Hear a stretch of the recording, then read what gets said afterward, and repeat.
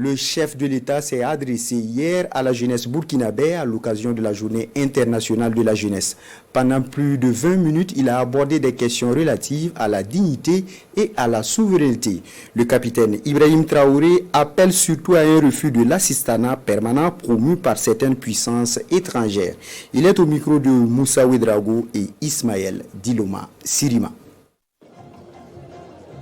Si nos aïeux se sont battus pour nous léguer des terres qu'on appelle aujourd'hui Burkina Faso, cela veut dire que nous devons nous battre aussi pour léguer quelque chose à nos enfants.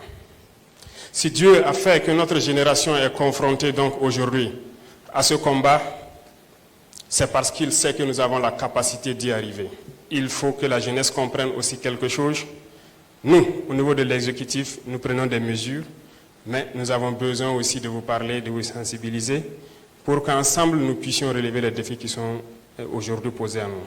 À travers le monde, nous avons pu comprendre que nous pouvons y arriver parce que nous avons assez de ressources à faire valoir à l'extérieur. Nous nous sommes centrés par exemple sur l'agriculture actuellement, qui est très important pour nous. Parce que je le disais tantôt, l'autosuffisance alimentaire, c'est un combat.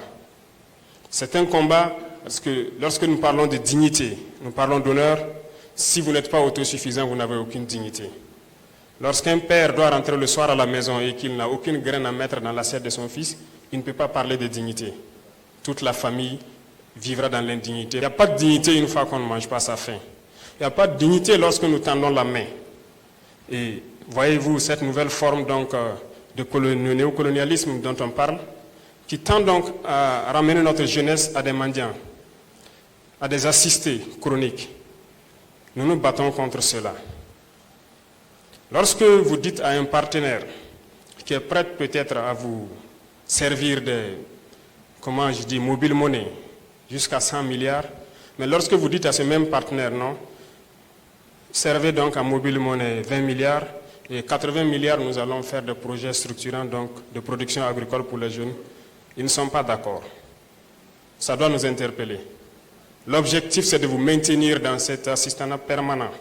C'est de vous empêcher de pouvoir produire de vous-même et de vous en sortir. Aujourd'hui, nous décidons de réorganiser un peu notre société.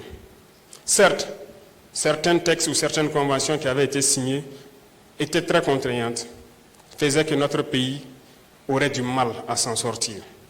Aujourd'hui, grâce à vous, nous sommes en train de relire beaucoup de textes pour essayer de donner à nos nations ce dont elles doivent mériter.